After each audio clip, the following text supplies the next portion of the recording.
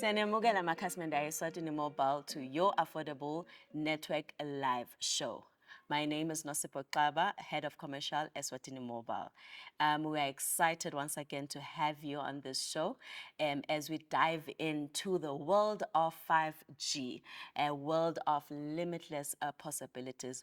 Namhlanje kule show sitawukhulumisa ukuthi yini 5G, sikhulumise ukuthi what does 5G mean to us, mean to the country, and ngiphethe i-expert ke namhla angihambe angidlali ngiphethe Make Jabu Dlamini from the network department. Make Jabu, let me allow you to greet our customers. Hello, Maswati Lamahle. I'm Jabulile Dlamini. As Nosipho has said, I'm the Chief Technology Officer eSwatini Mobile. Sasithe Maswati, safika First World. We're on 5G, Nosipho. Sasifikile. Yes. We're We have a changing the 5G game. network. Yes. Make Jabu, yesterday siphumile eziveni sa launcha 5G. Now, ngifuna ke namaswati siwachazele kahle ukuthi what is this 5G? Kuhambe njani? Sibonile lapha nichaza but so khona ke nyalo ku show. Asobachazele ukuthi le launch nithini ngayo. 5G is a fifth generation wireless technology. That's coming with evolution kule telecoms space. So Eswatini Mobile has upgraded more than 40 base stations Wow. in the Matapa Manzini corridor with 5G technology. So 5G is coming with higher speeds. It's coming with more capacity. Ema speeds phela a 5G, they come in 100-fold. That is 100 times higher than LTE. And then lokunye, we are leading in the country in terms of 5G coverage. We are covering the whole of Matapa and Manzini with this 5G technology. So officially, Eswatini Mobile has been declared the largest and widest 5G technology provider in the country. Loku ke kungiso sifakazelo sokuthi le network lena itimisele kufeza liphupho layo engwenyama yekusifikisa ku First World. Siyatiqhenya kuyajabulisa kubona eMaswati akhona kwenta info lenje. Info longayicabanga phela ukuthi uyatu an African, let alone Swati, lingenda info lenkulu nakangaka. So siyatijabulela sing eSwatini Make Jabu. Now I want us ke my Jabu nyalo sale sikhulumisa indzaba yale tincingo letisebenziswa ku 5G. Kuthi ke na sikhulumile kuthi ke na lelicingo kufuneka likhone kuba compatible to the 5G technology. Now ngicela sichazele ama customer ukuthi how do you enable, how do you even check ukuthi licingo lakho liyakhona kumbamba 5G? So for your handsets, we do have handsets la 5G capable.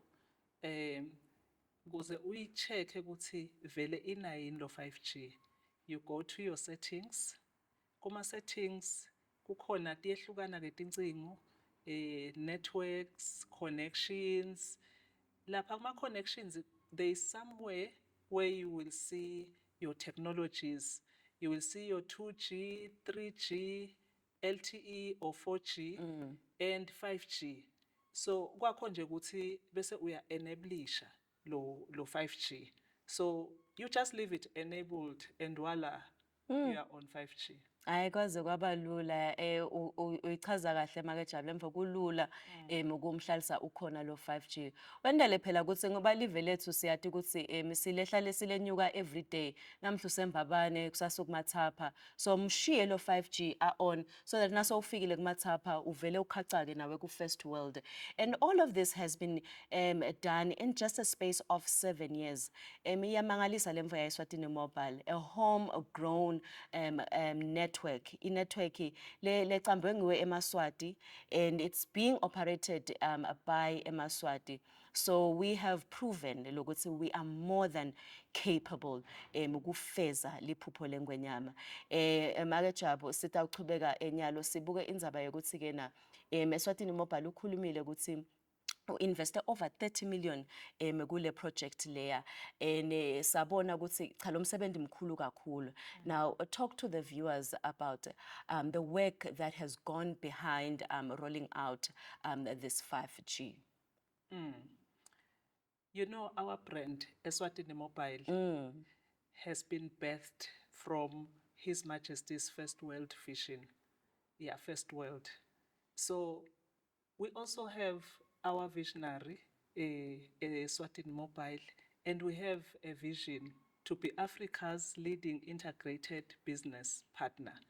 So sing Eswatini Mobile, sigijima nayo i-vision yekuthi sifuna kufika le ku-first world and we want to lead like we have led in this technological advancement in the country.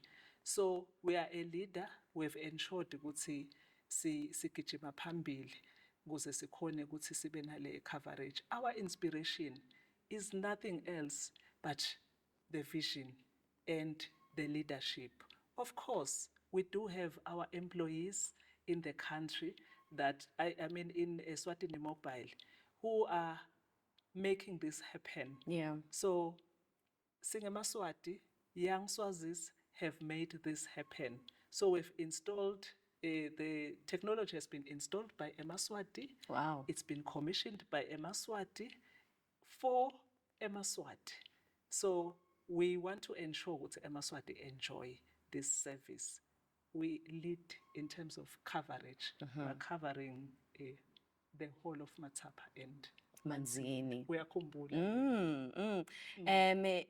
Uyati Eswatini Mobile usimanga eMaswatini ngalendlela lagijime ngayo mekwenda lolo kungaka nyalo sikhulumisile ukuthi ke na enablisha njani 5G ecingweni yakho sakhulumisa ukuthi ke na i-team isebentile yatikhandla ukuthi ke nathi sikhone kuba na 5G la kaNgwane nyalo ke sekufuneka sibuke ukuthi ke na naku ke 5G sokhona ecingweni ngami naku ngikumathapha naku ngamanzini. What does that mean exactly for me as a consumer Magajabe, and not just for me but for the country at large? What is this 5G bringing? Itoti shintsha njani timpilo metetfu nawe makhasimende in the experience in the network? Are we expecting any difference? Please tell us more about that.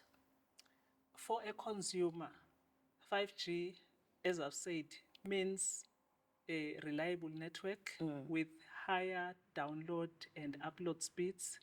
It means low latency. It means more capacity. Lokusho ukuthi eMaswati atawuloloma nangabe asebenzisa 5G.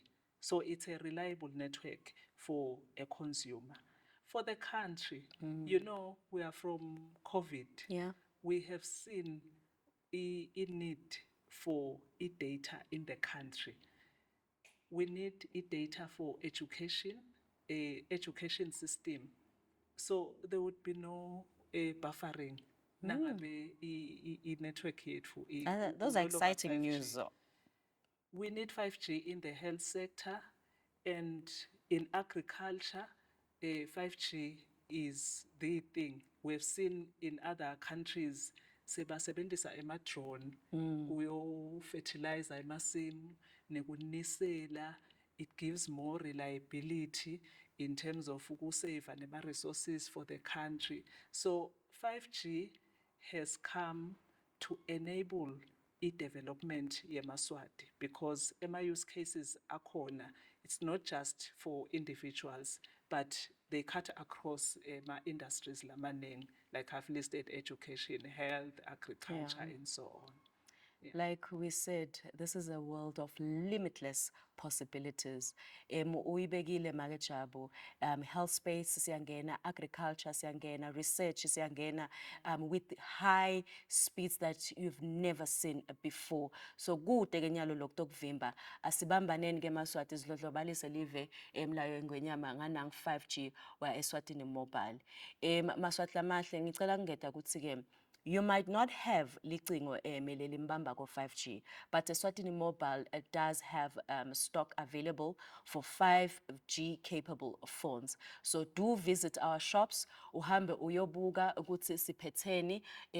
I guarantee you will find licingo lolithandzako at affordable prices, of course, because remember, njengoba sishilo, we put you at the center of everything that we are doing. So ngiyathemba ukuthi nifunzile namuhla, and nangabe nayo imibuto, please drop them on the comment box. We will respond to you as soon as we can, because siyafuna ukuthi nathi ukuthi lo 5G uniphetheleni futhi anganisita kanjani. Make Jabu, kukhona yini lofuna ukungeta kumbukeli ekhaya before sehlukana? Kungaba kusho nje eMaswatini ukuthi njengoba sesithide nkwe eMaswati nawo akathi nkwe aye ema-experience center ethu athole ema-gadgets la khona uku-accessa lo 5G. Lokunye futhi you are able to access 5G nangabe ukuno-frills 295 noma ukuno-frills 495. The higher packages are promising a better experience for our customers. So rush to our nearest experience center, get yourself a phone, get yourself a no-frills package, and enjoy our 5G network in the Manzini Matapa corridor. Ngiyabonga Maswati Lamanje. There you have it, again, Bugele, that is your Affordable Network live show.